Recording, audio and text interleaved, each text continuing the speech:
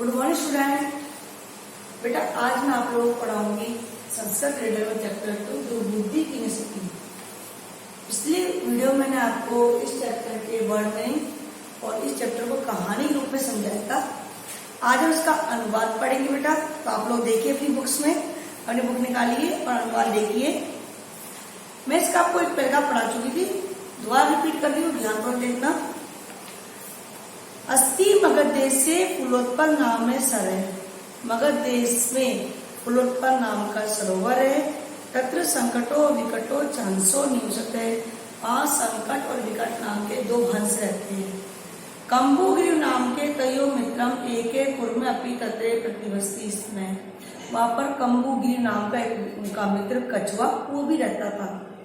अतः एकदा दिवरा तत्र आगच्छन, एक बार वहां पर कुछ मछुआरे आए।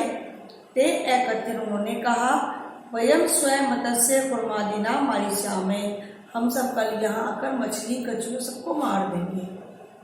एतत् श्रुत्वा कुर्म अवदत्, यह सुनकर कछुआ बोला, मित्र किम युवाभ्याम दिव्राणाम वार्ता श्रुता, क्या तुमने मछुआरों की बात सुनी है? अधुना किम अहम करोमि, अब मैं क्या करूं?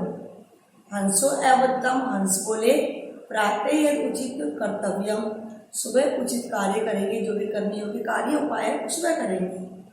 कुर्म अवदत्त, कछुआ बोला, एवं ऐसा है। तद यथा अहम अन्य हदम गच्छामि, तो दूसरे सरोवर हम चलते हैं। हंसो अवत्ताम, हंस बोले, आवाम किम करवावे, हम दोनों क्या करें? तो कुर्म अवदत्त, कछुआ बोला, अहम युवाभ्याम से आकाश मार्गे अन्यत्र गन्तुम इच्छामि, मैं तुम्हारे साथ आकाश मार्ग से दूसरी जगह जाना चाहता हूँ।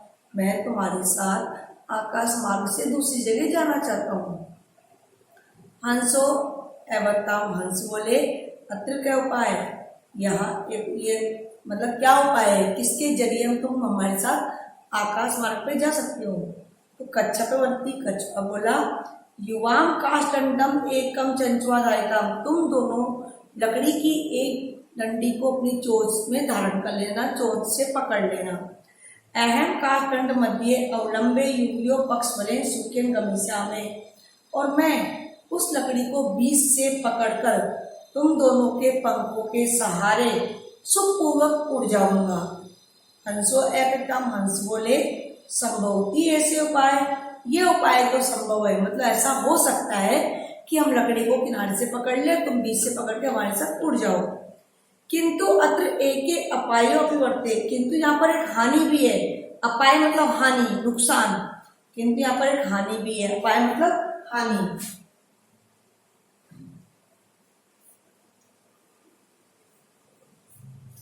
किंतु यहाँ एक हानि भी तो है।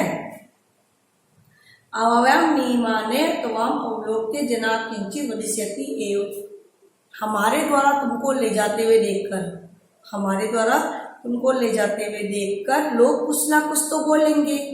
यदि तुम उत्तरम दास्यामि, और दास्यसी, और यदि तुम उत्तर दोगे तथा तव मरणम निश्चितम, तो तुम्हारा मरना निश्चित है। अतः तुम अत्रे बस, इसलिए तुम यहीं पर रहो, तुम ऐसे मारे जाओ इसलिए तुम यहीं पर रहो। तते सुत्वा क्रुद्धे कुर्म अवदत्, यह सुनकर क्रोधित कछुआ बोला, किम अहम, क्या मैं मूर्ख हूँ? उत्तर न दास्यामि, बिल्कुल भी उत्तर नहीं दूंगा। किंचित अपि न वदिष्यामि, कुछ भी नहीं बोलूंगा। अतः अहम यथा वदामि, इसलिए मैं जैसा बोलता हूँ, तथा युवाम कुरुतम, तुम वैसा ही करो, इसलिए जैसा मैं बोलता हूँ तुम दोनों वैसा ही करो। इतना हम कल पढ़ चुके थे, इसके आगे देखिए। एवं काष्ठदंडे लम्माने कुर्मे पोरा अपश्यन्, इस प्रकार लकड़ी के डंडे पर लटके हुए कछुए को कुछ चरवाहों ने देखा, जो जंगल में जाते हैं ना गाय वगैरह, उन्होंने देखा।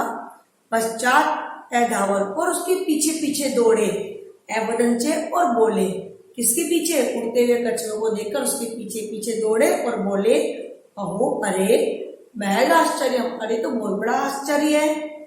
हंसाभ्याम से कुर्मो अपि उड़ती, हंस के साथ कछुआ भी उड़ रहा है, ये तो बहुत बड़ा आश्चर्य है, हंस के साथ कछुआ भी उड़ रहा है। कश्चित वदति, कोई बोलता है, यद अहम कुर्मे कथम अपि निपत्ति, कि जैसे ये कछुआ कैसे भी करके कछुआ नीचे गिर जाता है, तदा अत्रे पकत्वा, खादिष्यामि, तो मैं यहीं पर इसे पकाकर खा जाऊंगा। एक चरवाहा क्या बोलता है कि जिस किसी तरह भी कछुआ नीचे गिर जाएगा तो मैं इसे पकाकर खा जाऊंगा। अपरे अवदत दूसरा बोला, सरस तीरे दगदवा खादिष्यामि, मैं तो सरोवर के किनारे आग जलाकर इसको पकाकर खाऊंगा। मैं तो सरोवर के किनारे इसको जलाकर पकाकर खाऊंगा। अन्य कटक तीसरा बोलता है, ग्रहण नीत्वा भक्ष्यामि, मैं तो घर ले जाकर खाऊंगा। मैं तो घर ले जाकर खाऊंगा। तेषां तद वचनम श्रुत्वा, उनके ऐसे वचन को सुनकर क्रोधित कछुआ बोला, मित्राभ्याम तत् वचनम विमस्ते से अवदत्, मित्रों उसके ऐसे वचनों को सुनकर कछुआ बहुत गुस्सा हो गया और मित्र के दिए हुए, मित्र को जो उसने वचन दिया था, वादा किया था कि मैं कुछ भी नहीं बोलूंगा, वो भूल गया और बोला। मित्र को दिए हुए वचनों को भूलकर वह बोला, यूयम भस्म खादत, तुम सब राख खाओ। भस्म मतलब राख, एक वर्ड आया भस्म, इसका अर्थ है राख। तुम सब क्या खाओ? राख। तुम सब राख खाओ। तत्सनम एक पुर में डंडा भूमि पत्ते, और उसी क्षण कछुआ डंडे से भूमि पर गिर गया। जैसे उसने बोला तुम सब राख खाओ, वो कछुआ जो था वो धरती पर गिर गया। कोरे से मारी थे, और चरवाहों के द्वारा वह मारा गया। उन चरवाहों ने, ग्वालों ने उसको मार दिया। अतः एवं उत्तम इसलिए कहा गया है, सुहदाम हित कामानाम वाक्यम नो अभिनंदति, जो अपने हित चाहने वाले मित्रों की बातों को नहीं सुनता है, इसलिए कहा गया है कि जो अपने हितकारी मित्रों की बातों को नहीं सुनता है, उनकी बातों को स्वीकार नहीं करता है, स कुर्मे एवं दुर्बुद्धि, वह इन दुर्बुद्धि वाले, दुष्ट बुद्धि वाले कछुए के समान लकड़ी से गिरकर नष्ट हो जाता है। वह क्या होता है, उसका कैसा अंत कैसा होता है, इस दुष्ट बुद्धि वाले कछुए के समान उसका अंत होता है, उसका विनाश हो जाता है। जो अपने हितकारी मित्र होते हैं, उनकी वचनों को नहीं सुनता, उनकी बातों को स्वीकार नहीं करता है, तो वह इस दुष्ट बुद्धि वाले कछुए की तरह नष्ट हो जाता है, मर जाता है। हमारी कहानी कंप्लीट हुई बेटा। एक बार पुनः रिपीट कर रही हूँ, जो आज का पढ़ा है वो रिपीट कर रही हूँ, ध्यानपूर्वक सुनेंगे, फिर हम इसकी वर्ड मीनिंग देखेंगे। इस प्रकार लकड़ी के डंडे पर लटके हुए कछुए को कुछ चरवाहों ने देखा और उसके पीछे पीछे दौड़े और बोले, अरे बहुत बड़ा आश्चर्य है, हंसाभ्याम से कुर्मो अपि उड़ती, हंस के साथ कछुआ भी उड़ रहा है।